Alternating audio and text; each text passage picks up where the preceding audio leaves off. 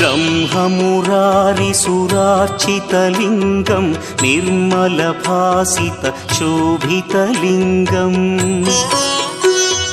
जन्मज दुःखविनाशकलिङ्गं तत्प्रणमामि सदा शिवलिङ्गम् देवमुनिप्रवरार्चितलिङ्गं कामदहन करुणाकरलिङ्गम्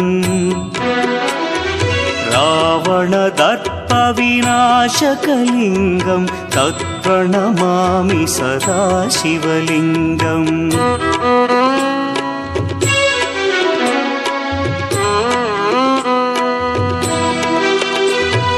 सर्वसुगन्धसुलेपितलिङ्गं बुद्धिविवर्धनकारणलिङ्गं सिद्धसुरासुरवन्द्यलिङ्गम्